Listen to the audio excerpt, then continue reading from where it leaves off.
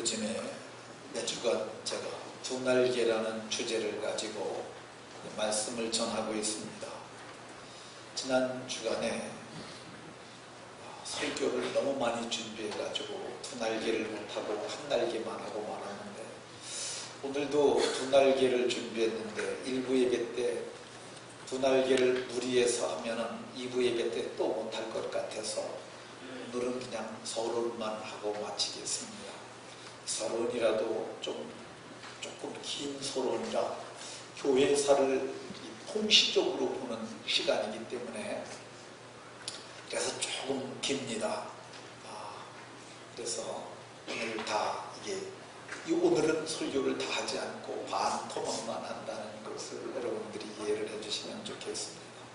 그리고 오늘 은혜를 체험하는 두 날개라고 했는데, 제가 1부에만 하더라도 이 제목으로 했는데 2부에 깊이 생각을 해보니까 체험이 아니라 공급받는 게 맞는 것 같아요. 그래서 제목을 조금 바꿨습니다. 한번 따라 하십시다. 은혜를 공급받는 두 날개, 소그룹과 대그룹.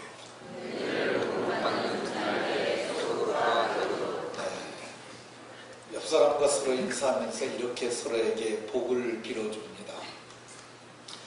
은혜를 공급받는 대그룹에 참여하였으니 큰 은혜를 받으세요.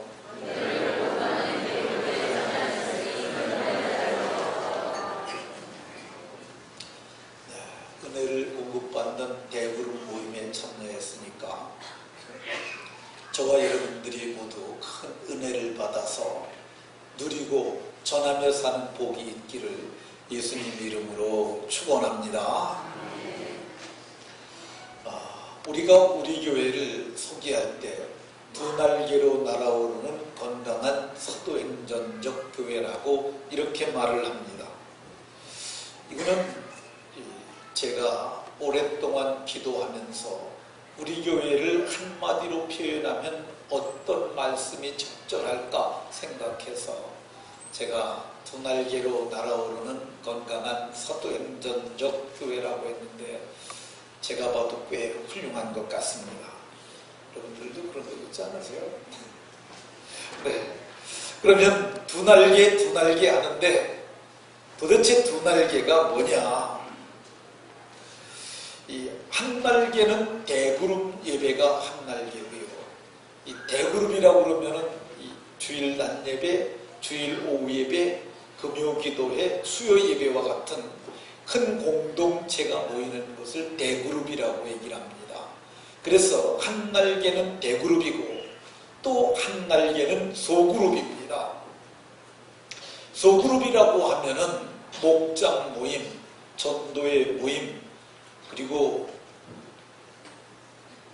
유초등부에서 반별 모임, 이런 작은 소그룹 모임을 소그룹이라고 합니다. 이것이 오늘 이 시대에만 있었던 것이 아니라 사실은 오늘 우리가 봉독한 본문을 보게 되면 초대교회 때부터 이것이 있었습니다. 46절에 날마다 마음을 같이하여 성전에 모이기를 힘쓰고, 성전에 모이는 것은 대그룹입니다. 집에서 떡을 떼며, 이거는 소그룹이죠. 집에서 떡을 떼며 모이는 이 그룹입니다. 소그룹과 대그룹이 균형이 있어야 이것이 건강한 교회가 될 수 있습니다. 동정도 양면이 있어야 우리가 가치 있는 재화로 쓸 수 있고, 마차도 바퀴가 두 개 있어야 제대로 굴러가는 것처럼 교회도 소그룹과 대그룹이라는 것이, 이것이 정상적으로 공존할 때 건강한 교회가 되고, 그 건강한 교회의 모델을 보게 되면 그게 사도행전에 나타난 교회인데, 사도행전의 교회는 이 두 날개, 곧 소그룹과 대그룹이 있었어요. 그러니까 사도행전을 보게 되면 놀라운 성령의 놀라운 역사가 나타나고 은혜의 역사가 나타나는데, 이 두 날개가 있을 때 은혜가 나타나는 것입니다. 그래서 많은 교회 사학자들은 초대교회로 돌아가야 교회가 은혜를 받고 교회가 건강해지고 교회는 부흥될 수 있다고 얘기를 합니다. 초대교회가 도대체 어떤 게 초대교회냐? 우리나라 한국의 초대교회를 말하는 것이 아닙니다. 오해를 해서 이 김익두 목사님, 길선주 목사님 그런 분들이 역사하던 교회, 한국교회사를 초대교회로 오해하는 분들이 있는데, 이 우리가 얘기하는 초대교회라고 얘기를 하면 예수님이 승천하신 후에 사도들로 말미암아서 세워진 1세기 공동체, 그거를 우리가 초대교회라고 합니다. 그러니까 우리 교회는 초대교회를 롤 모델로 해서 초대교회를 본받는 두 날개로 날아오르는 사도행전적 교회인 줄로 믿습니다. 자, 두 그룹은 소그룹과 대그룹을 의미하고 두 날개로 날아오른다 그랬잖아요. 날아오른다는 것은 교회가 건강하게 성장하고 하나님의 임재 앞에 이르는 예배하는 모습을 보여주고요. 이 건강한 교회라는 말을 우리가 쓰는데 21세기 들어오면서 교회의 건강이라는 말을 많이 쓰기 시작을 했어요. 교회도 이 생물과 같습니다. 정치도 생물이라고 그러는데 교회야말로 정말 살아있는 생명적 유기체예요. 그래서 교회가 이 세상에서 사는데 이 세상이 죄악이 관영한 세상이요, 죄로 오염된 세상이고, 세상은 각양의 나쁜 것을 계속 생산해내는 아주 오염체와 같습니다. 그러다 보니까 교회가 오염될 수 있고 교회가 병들 수가 있어요. 교회가 병드는 이유 중에 하나가 뭐냐면 세상의 사상인과 같은 것이 밀려 들어올 때 그것을 본인도 모르게 교회도 모르게 수용하기 때문입니다. 시대정신이라는 것들이 다 세상의 산물이죠. 사상이라는 것들도 그렇습니다. 공산주의니 민주주의니 이거 다 이 기독교 정신 아닙니다. 어떤 분들은 민주주의가 기독교 정신이라고 얘기를 하는데 민주주의 기독교 아닙니다. 많은 사람들이 잘못해서 그걸 교회도 민주적으로 하자 그러는데 그거는 잘못된 거죠. 교회는 민주적으로 하지 말고 뭘로 해야 되냐면 성경적으로 해야 하는 줄로 믿으시기 바랍니다. 교회가 건강해져야 돼요. 건강해져야. 그래서 두 날개로 날아오르는 건강한 사도행전적 교회는, 우리가 사도행전의 교회는 될 수 없습니다. 이미 사도행전의 교회는 성경에 나타난 1세기 교회만 사도행전의 교회예요. 이 사도행전이라는 말은 사도들이 행하고 전한 것을 기록하는 거야. 근데 어떻게 21세기 교회가 사도행전의 교회가 될 수 있습니까? 그래서 우리는 사도행전의 교회가 되는 게 아니라 사도행전적 교회입니다. 사도행전에 나타난 교회를 본받는 그런 교회라는 말이죠. 왜 우리가 사도행전의 교회를 본받아야 하느냐? 사도행전의 교회는 지상의 모든 교회가 본받을 만한 역사성을 가지고 있고요. 그리고 성경적 가치를 가지고 있어요. 그러니까 그것이 절대 기준이라고 해도 틀리지 않습니다. 세참 아파트 앞에 가게 되면 이 모델교회라고 하는 교회가 있더라고요. 어떤 분들이 모델이라는 말을 잘 발음을 못하고 그게 모델인지 모텔인지를 잘 몰라가지고 모텔교회가 있다, 모텔교회가 있다 얘기를 하는데 그게 모텔이 아니고, 모텔은 숙박하는 데가 모텔이잖아요. 모텔교회가 아니고 모델교회입니다. 근데 그 교회를 목회하시는 분이 아마 교회를 이름을 지을 적에 우리 교회가 사도행전을 본받는 모델과 같은 교회가 되겠다, 그런 의미를 가지고 짓지 않았나 하는 생각이 듭니다. 어쨌든 교회는 본받아야 할 어떤 모델이 있어야 되는데 그 모델은 우리가 사도행전에서 찾을 수가 있습니다. 왜 우리가 그 모델이 필요하냐? 교회가 이 한국에서 발생해서 한국에만 있으면은 그냥 다 우리가 유사성 그리고 성경의 진리를 쫓아서 바로 갈 수 있는데 교회가 국경을 넘어갑니다. 이걸 선교라고 얘기를 해요. 같은 언어나 같은 문화권에서 하면은 우리는 전도라고 표현하고 문화가 다르면 선교라고 얘기를 해요. 근데 국경을 넘어가지 않습니까? 우리도 복음을 미국이나 영국과 같은 나라로부터 우리가 받아들였잖아요. 언어가 다르죠. 문화가 다른 사람들한테서 우리가 받아들였어요. 근데 이 복음을 받아들이면 복음이 그 나라 사람들에게 맞게 정착이 되는 과정이 있습니다. 이거를 선교학적 용어로 토착화 과정이라고 얘기를 해요. 복음이 정착하는 토착화 과정이 있어요. 이번에 번역된 성경에는 그런 단어를 안 썼는데 이 시편의 말씀 중에 한 부분을 극락의 하나님이라고 표현한 적이 있어요. 근데 극락이라는 단어가 원래 불교적 용어잖아요. 근데 그걸 기독교가 채용을 했어요.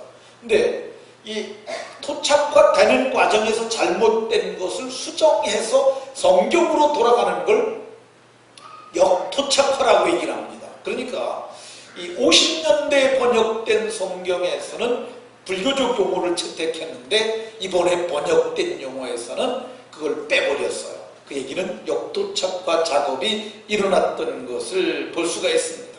어쨌든 교회가 복음을 전파해서 정착되는 가운데서 형태가 조금 달라질 수 있고 그리고 방법이 좀 달라질 수 있고 형식이 달라질 수 있습니다. 그러나 이런 거는 사소한 문제예요. 그러나 본질이 달라지면 안 됩니다. 본질은 뭐냐면 복음이에요. 그러니까 다른 복음을 전하게 되면 하늘에서 내려온 천사라도 저주를 받을 것이라고 바울 사도가 갈라디아에서 말했거든요. 그러니까 교회는 본질만큼은 고수를 해야 하는 줄로 믿으시기 바랍니다. 그런데 1세기에 동일한 복음을 가지고 동일한 복음을 전했던 사람들이 있었는데 근데 한 그룹에 이상한 사람이 나타나기 시작했어요. 거기에 주범이 누구냐면 바울이라는 사람이었어요. 그 사람이 부활한 주님을 만났다고 말하면서 갑자기 유대가 아닌 다른 곳에서 열심히 복음을 전하는 거예요. 그러니까 예루살렘 교회는 우리는 저 사람을 알지도 못하는데 저 사람이 도대체 전하는 게 뭐냐 궁금해하지 않겠어요. 근데 거기다가 한술을 떠서 내가 사도라고 얘기를 해요. 여러분들이 바울 사도가 쓴 서신을 보면 하나님의 뜻으로 말미암아 사도된다. 바울은 아니 예수님을 세상 사람들은 그가 사도라고 인정을 하질 않아요.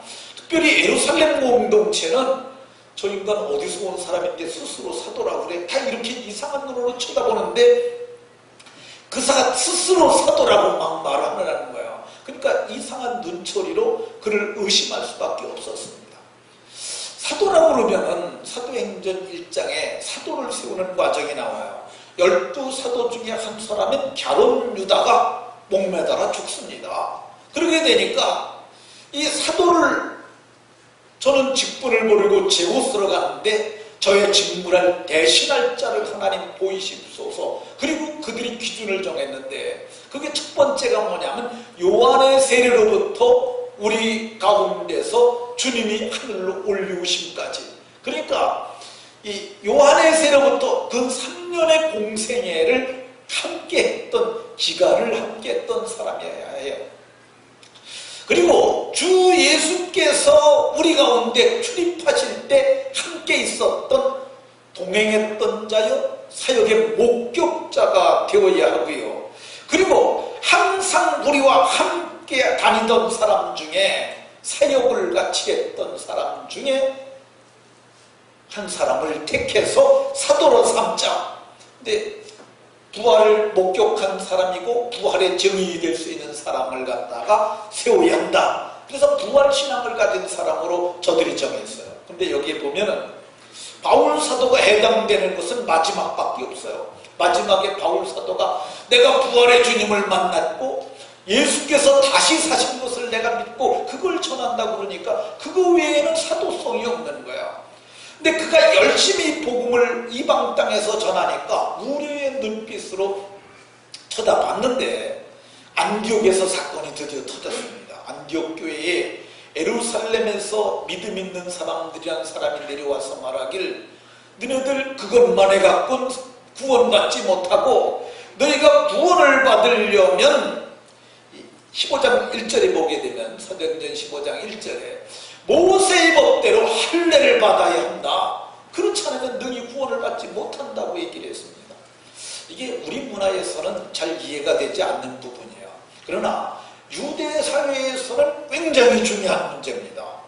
그래서 여러분들이 갈라디아서라는 책을 읽어보게 되면 복음과 율법이라는 얘기를 굉장히 많이 해요. 바울 사도가 할례를 전하는 자들하고는 아주 대적하여 싸웁니다. 할례를 받아서 구원받으면 예수님은 헛되이 죽었느니라. 할례는 행위를 뜻하는 거거든요. 그런 형식을 통해서 구원받는다면 예수님이 왜 십자가에 못 박혀 죽어야 하느냐? 예수님의 죽음은 개죽음과 같다는 것. 너희들이 하는 바울 사도가 개죽음이라는 것이 아니라 너희들이 할례를 받아야 한다는 것은 할례를 받아야 구원받는다고 얘기하는 것은 예수님의 죽음을 무력화시키는 거고 가치없이 만드는 아주 허황된 짓이라는 거예요. 그래서 이제 그들하고 신학적인 논쟁이 벌어지게 됩니다. 이 신학적 논쟁을 해결하기 위해서 그들이 택한 방식이 예루살렘 교회로 가보자. 예루살렘 교회가 원조잖아요. 그래서 바울과 바나바와 몇 명의 사람들을 선택해서 예루살렘 교회로 보내게 됩니다. 근데 예루살렘 교회가 이 얘기를 들었어요. 그러지 않아도 이방 교회가 잘 연결도 되지 않고 그러는데 그러지 않아도 궁금한데 오라고 그래라. 그래가지고 그들이 찾아오니까 반가이 영접을 하고 그들과 함께 복음을 대조한 거죠. 바울 사도는 자기가 믿는 부활하신 주님을 만났던 것, 그리고 아라비아에서 주님과 교통하면서 깨달은 복음과 율법과의 관계, 그걸 다 그들 앞에 복음을 제시하니까 그들도 같은 복음이라고 인정을 하게 됩니다. 그래서 그들이 며칠 동안 머문 후에 예루살렘에서 큰 회의가 열려요.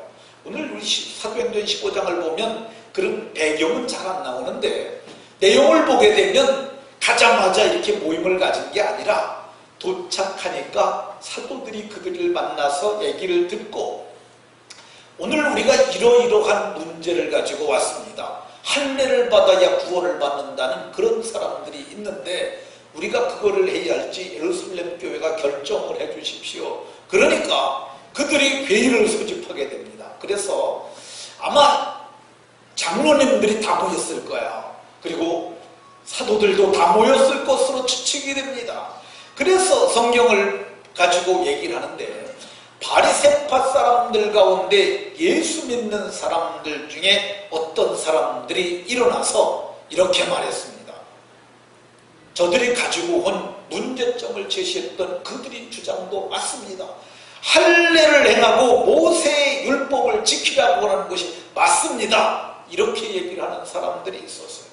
그러니까 또 반대편에 있는 사람들이 아니라 우리가 행함으로 구원을 얻을 육체가 없지 않느냐, 어떻게 행위로 구원을 얻으려고 얘기를 하느냐, 우리 조상들도 지지 못했던 몽해를 왜 저들에게 짊어지게 하려느냐, 그건 옳지 않다, 이렇게 얘기를 하니까 또 바리새파라든가 율법을 지켜야 한다는 사람들이 또 반론을 하고, 그래서 15장 7절에 보면 많은 변론이 있은 후에 우리 시골에 계면은 하나의 입법을 하기 위해서 공청회를 하는 것처럼 이게 많은 변론이 있은 후에 이제 베드로가 당시에 좌장이 아니겠습니까? 나이도 많고 그러니까 베드로가 일어서서 말을 합니다.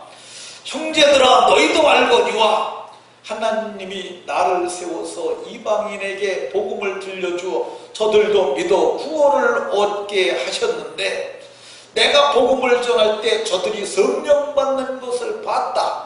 할례를 받지 않아도 저들이 성령을 받고 저들이 믿음을 갖는 걸 보았으니 내 생각에는 저들도 믿음으로 구원받는 것이 맞다. 그러니까 우리와 동일하게 주 예수의 구원을 받는 줄로 믿으니 믿음으로 구원받는 것만 하게 하고 모세의 율법을 지킨다거나 할례를 하게 하는 것은 적절하지 않다 라고 베드로가 일어나서 말했습니다.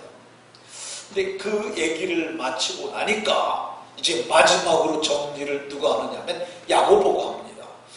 우리는 총회장, 우리는 이번에 프란체스카라고 하는 교황이 왔는데 그 사람이 베드로의 후계자라고 그러잖아요. 근데 이 성경을 보게 되면 1세기 공동체 리더가 베드로에서 야고보로 넘어갑니다. 그러니까 이거는 뭐 모든 학자들이 동일하게 얘기를 하는 거예요. 베드로가 예수님 당시 12제자 있을 적에는 베드로가 지도자였는데 예루살렘의 공동체가 크게 확장이 되면서 야고보가 지도자가 됩니다. 여기 말을 마침에 야고보가 대답하여 이르되 최종 결론을 누가 내리냐면 야고보가 내리는데 이 야고보가 사도 야고보가 아니라 예수님의 동생 야고보예요. 그러니까 예수님의 동생 야고보가 최종적인 결론을 내립니다. 내가 여러분들의 얘기를 다 들어봤는데 최종적인 결론을 내가 내리겠다 이렇게 말하고 저들에게 이방에서 하나님을 믿고자 들어오는 게 얼마나 힘든데 거기다 그렇게 무거운 짐을 지었어야 되겠느냐. 그러므로 우상 섬기는 것 하지 말자 그러자. 우상에 더러운 것 그리고 하나님을 믿는 사람이 음행을 해서는 안 되니까 자기 아내나 남편 외에 다른 사람들과 동침하는 것을 허락하면 안 되겠다. 그리고 또 목매어 죽인 것을 먹지 말라 하고 피 흘리는 일을 하지 않도록 편지하는 것이 가하니 그래서 최종적인 결론을 이렇게 얘기를 합니다. 이건 우리만 결론을 내리는 것이 아니고 28절에 성령과 우리는 성령의 감동과 감화 가운데 오늘 우리가 이런 결론을 내렸다라고 얘기를 하는데 이 결론이 맞습니다. 그래서 이것이 정말 아름다운 모델로서 이제 복음이 세계적으로 확산이 되기 시작을 합니다. 근데 문제가 생겼어요. 기독교를 용인한 세력들도 있지만은 용인하지 않는 세력들이 있습니다. 마귀의 힘을 빌어서 통치하는 나라들은 기독교를 용납하지 않습니다. 대표적인 국가가 북한이죠. 공산사상이라는 것도 역시 그러합니다. 그래서 그때 당시에 사탄의 역사가 가장 강력했던 나라가 로마죠. 로마는 사탄의 제국이에요. 근데 그 로마의 복음이 전파되니까 로마의 황제들이 정치 권력을 인해서 가지고 탄압을 하기 시작했어요. 그러니까 교회가 지하로 들어가기 시작한 겁니다. 이 지하라고 그러면 땅속을 의미하지만은 지하교회라고 그러면 북한의 지하교회는 땅속에 있는 교회가 아니라 이 표면에 드러나지 않는 은밀한 처소에서 예배하는 자들을 지하교회 성도들이라고 그래요. 중국도 마찬가지입니다. 근데 당시에는 이게 잠깐 이렇게 박해가 있었던 것이 아니라 수백 년의 박해 기간이 있으니까 저들이 진짜 땅굴을 팠어요. 땅굴을 파고 들어가는 것을 우리가 카타콤이라고 얘기를 합니다.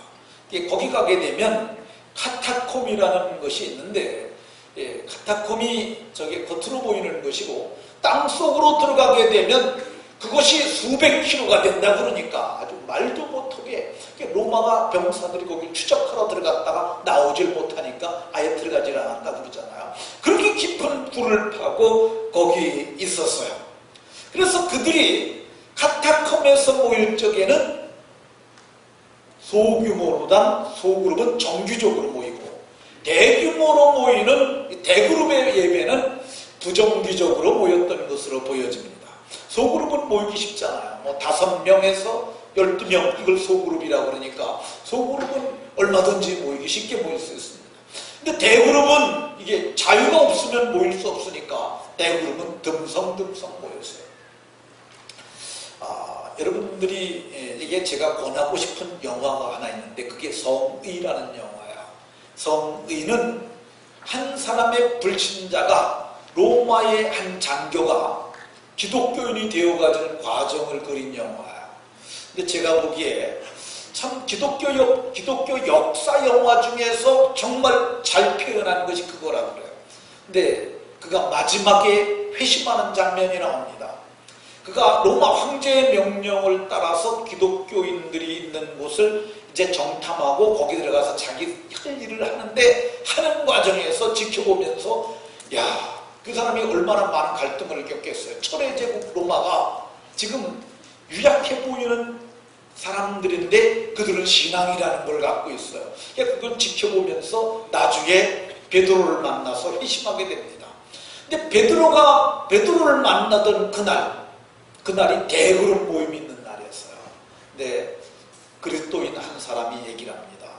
오늘 베드로 사도가 오시는데 그분은 그냥 미사리오고를 써갖고 주님을 직접 보신 분이고 주님을 대면하셨을 뿐만 아니라 주님이 사랑했던 사람이고 등등해서 말을 많이 합니다. 근데 그때 그가 그 사람의 인도를 받아서 대그룹 모임에 참여했는데 베드로가 전혀 다른 얘기를 해요. 나에 대해서 오해하는 분들이 많습니다.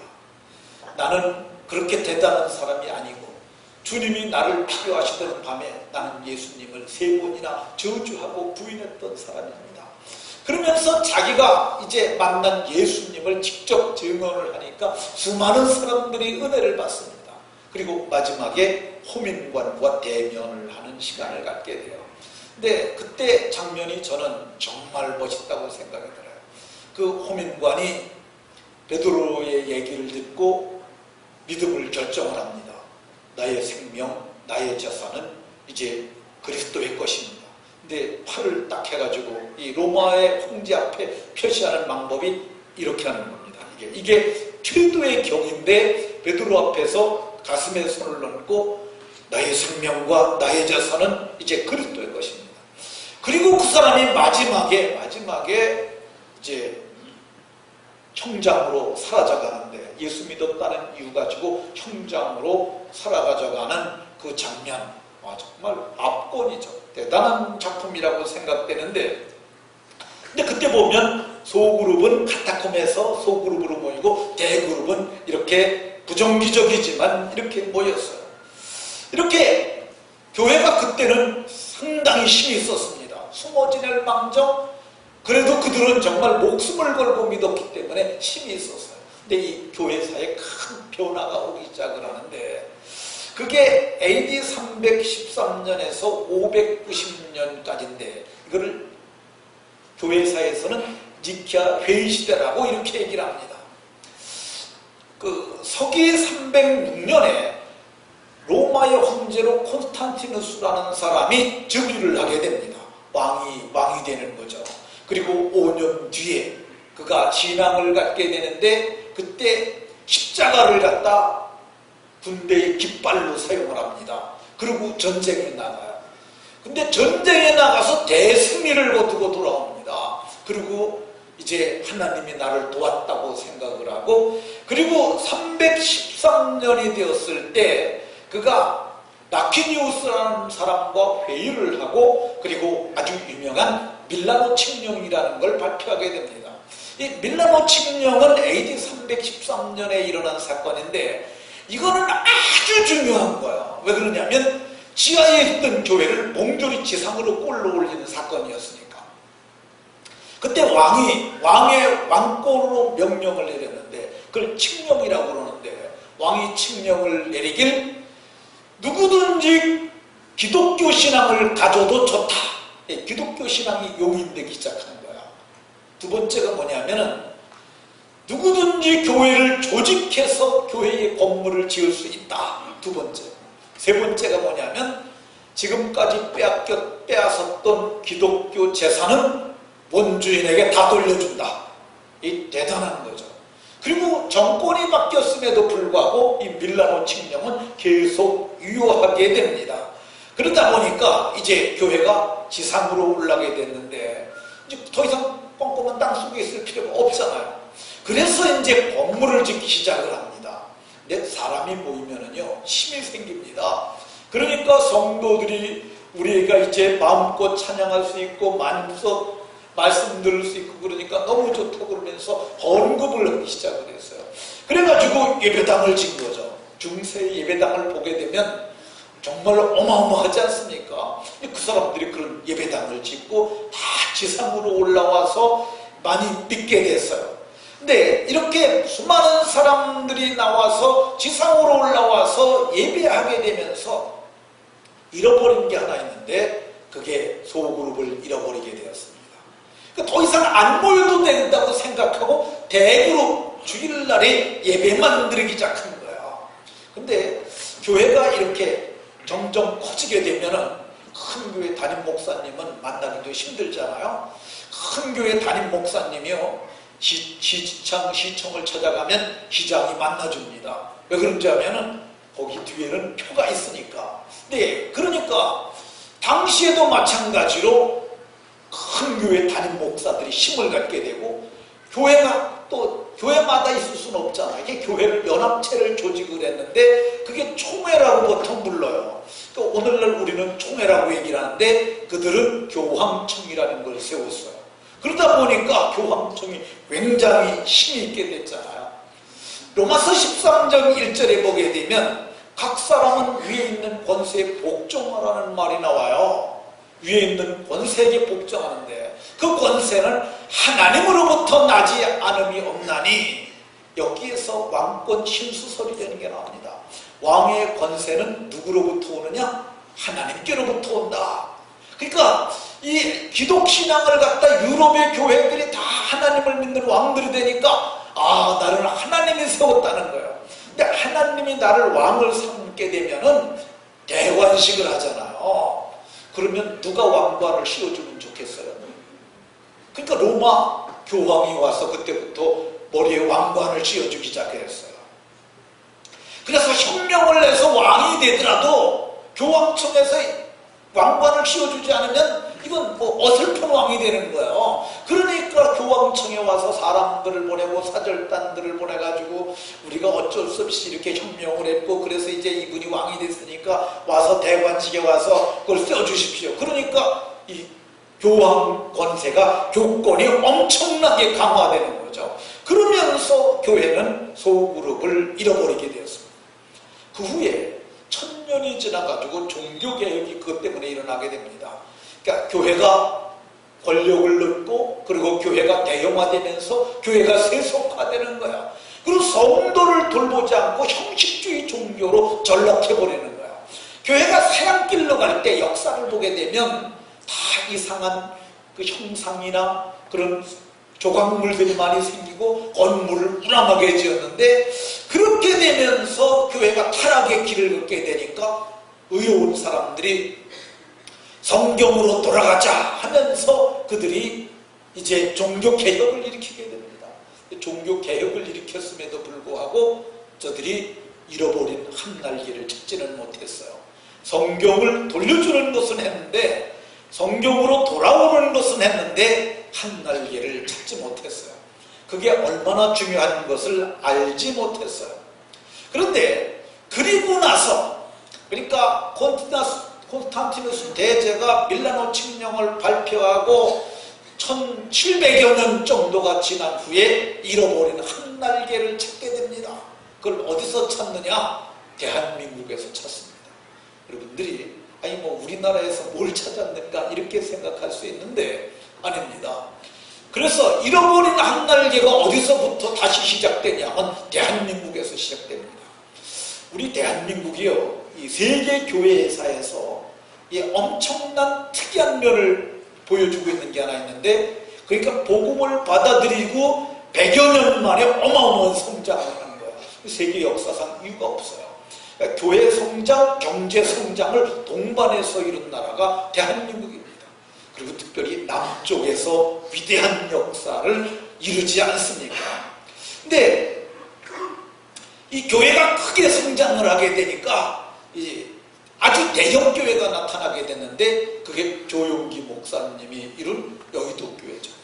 저분이 요즘 말년에 조금 법정에도 가시고 그러시고 좀 괴로운 일을 겪는데, 저분은 정말 기독교 역사상 최고 큰 교회를 지상에 만든 분입니다.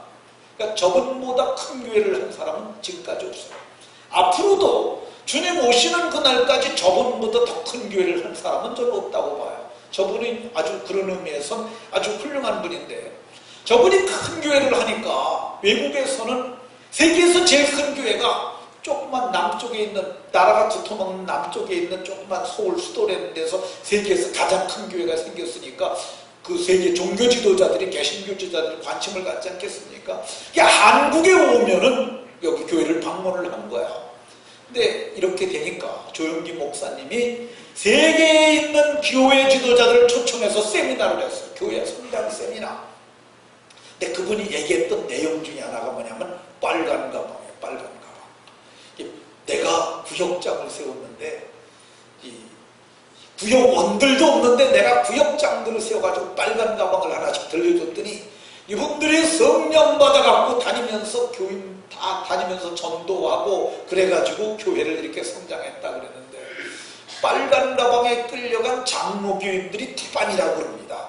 어쨌든 여기 덕교회는 장로교인들이 다, 성령 받은 장로교인들은 다 끌리 갔다고 봐도 다 과언이 아닙니다. 왜 그러냐면 우리 장로교회가 그걸 용납하지 못했기 때문에, 거기 가면 방언을 내도 괜찮고 거기 가면 예언을 내도 좋고 큰 소리로 기도해도 좋고, 그러니까 그쪽으로 그냥 물밀듯이 그리 다 쏠려가는 거죠. 어쨌든 통합된 단일교회를 크게 이루는 것은 바로 그분이라 할 수 있습니다. 근데 조영기 목사한테 배워가신 분들이, 야, 한국의 교회가 성장하는 거 보니까 소그룹이 중요하다, 소그룹이. 그래가지고 그 사람들 중에서 아주 뛰어난 학자가 있었는데 그게 빌 베켐이라는 사람이에요. 빌 베켐이라는 사람이 제2의 종교개혁이라는 책을 썼습니다. 그 내용이 뭐냐면, 잃어버린 한 날개를 찾자. 잃어버린 한 날개를 찾자는 거야. 잃어버린 한 날개. 잃어버린 한 날개가 뭐냐면 소그룹이라는 거예요. 그러니까 1517년에 일어났던 종교개혁은 성경을 찾아오는 것이라면, 이번에는 1세기 공동체가 가졌던 잃어버린 소그룹 하나, 그 소그룹 집에서 떡을 떼던 그 모임을 찾아야 한다. 그래서 이제 셀교회라는 것이 일어나기 시작하는데, 그 원조가, 셀교회를 공부하다 보면은요, 원조가 바로 대한민국이라는 걸 알 수 있습니다. 그러니까 소그룹의 원조가 대한민국이라 잃어버린 한 날개가 우리나라에서 시작됐는 줄로 믿으시고 자긍심을 가지시기 바랍니다.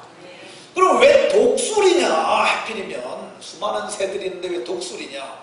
근데 독수리는 이사야 40장 31절에 보면 여호와를 앙망하는 자는 새 힘을 얻는데 독수리가 날개치고 올라감과 같을 것이라고 그러잖아요. 근데 이 독수리라는 새가 보통 새와는 다른 면이 하나 있는데, 이게 환골탈태라는 걸 합니다. 독수리가 보통 수명이 3, 40년이라고 그러는데 3, 40년을 사는 독수리가 있는가 하면 7, 80년을 사는 독수리가 있다는 거예요. 근데 왜 그렇게 다르냐? 그러니까 30년이 지나게 되면 독수리가 늙어가지고 이 주댕이가 이렇게 부리가 이렇게 꼬부라진다는 거예요. 너무너무 자라가지고 꼬부라지는 거죠. 그리고 발톱도 나와서 꼬부라지는 거예요. 그러니까 이제 더 이상 먹이를 잡을 수 없고 먹이를 물어뜯을 이게 주댕이가 꼬부라지니까 이게 힘들어지는 거죠. 날개도 이제는 3, 40년 썼으니까 여러분들도 머리카락 다 빠지는 것처럼 독수리도 날개 깃털이 다 빠져가지고 이제는 잘 날지도 못하고 그렇게 되는데, 그때 독수리가 고민하고 결단을 한다는 거죠. 두 종류가 독수리가 있는데, 이대로 죽자 그러고 그냥 죽는 독수리가 있고, 이대로 죽을 수 없다, 한 번 더 힘을 내서 살자 하는 독수리는 힘을 내가지고 가장 높은 산 꼭대기 있는 바위에 올라가서 둥지를 튼다고 해요. 그리고 주댕이를 가지고 바위에 쪼는 거예요. 그렇게 되면 주댕이가 다 깨집니다. 부리가 깨지게 되면 그 깨진 이 주댕이에 있는 나머지 뿌리를 그 발톱을 가지고 긁어서 마저 빼낸다는 거예요. 그걸 빼내고 나서 하늘의 이슬을 맞으면서 한 50일 정도 지나면은 이게 주댕이가 다시 나온다는 거예요. 부리가. 그때는 청년 독수리의 부리를 갖게 된다는 거예요. 이걸 가지고 발톱을 쪼는 거죠. 그 발톱을 또 빼는 거예요. 발톱을 빼고 깃털을 다 뽑습니다. 그러면 뽑힌 자리에서 깃털이 나오고, 그리고 뽑힌 발톱에서 새 발톱이 나오게 되면 청년 독수리처럼 다시 비상할 수 있는 그런 독수리가 된다는 거예요. 교회가 독수리 이미지를 사용하는 이유 중에 하나는 뭐냐면, 소그룹의 한 날개, 대그룹의 한 날개, 두 날개를 가지고 태풍이 오게 되면 맞서는 새가 유일하게 독수리인데, 그래서 세파를 견디고 마침내 하나님 앞에 이르는 상승하는 교회가 되고자 이렇게 독수리를 사용하는데, 그 소그룹의 모임에 참여할 때 은혜가 되고 대그룹에 참여할 때 은혜를 공급받아서 건강한 그리스도인이 되는 줄로 믿으시기 바랍니다. 말씀을 마치도록 하겠습니다. 저와 여러분들은 구원받은 하나님의 사람들이에요. 세상 사람들은 세상 것만 갖고 먹고 삽니다. 근데 우리는 그들과 달라요. 세상 사람들은, 이 얘기를 세상 사람들이 들으면 좀 섭섭할 수 있는데, 성경적으로 보면 짐승이에요. 짐승. 이 제주지검장 사건을 아시지 않습니까? 수창씨가 무슨 짓 했는지 알죠? 그게 길에서 개들이나 하는 짐승이 하는 짓이지. 짐승이에요, 짐승. 왜 그러냐면 영혼의 구원을 받지 못했기 때문에. 짐승은 혼과 육으로만 이루어졌는데 인간은 고등한 혼을 가진 거고요. 근데 진짜 그리스도인은 영이 살아난 사람이에요. 하나님의 영이시고요. 진짜 그리스도인은 영이 살아난 사람들은 하나님의 말씀을 용납하고 깨닫는 사람들인데, 그러니까 저들과 우리는 근본적으로 다른 거야. 그러니까 저들은 교회 안 나와도 사는데, 사는 이 세상이 끝이고 짐승처럼 그냥 비참하게 죽으면 영벌로 들어가지만, 우리는 하나님의 영이시니까 그분과 같은 영광에 참여하려면 은혜를 공급받아야 신령한 그리스도인으로 살 수 있는 겁니다. 소그룹을 요즘에 21세기에 들어서면서 소그룹 모임이 전국에 있는 대한민국 교회도 잘 안 됩니다. 학자들에 의하면 2만 불이 넘어가게 되면 잘 안 모인다고 그러는데, 그 일이 우리나라에게도 일어나고 있어요. 근데 우리는 그리하지 말고, 모이기를 피하는 어떤 사람들과 같이 그리하지 말고 열심히 모여서 정말 하나님을 기쁘시게 하는 하나님의 사람들이 되고 은혜를 공급받아 복 있게 살아가는 저와 여러분들이 다 되시기를 예수님 이름으로 축원합니다. 기도하겠습니다.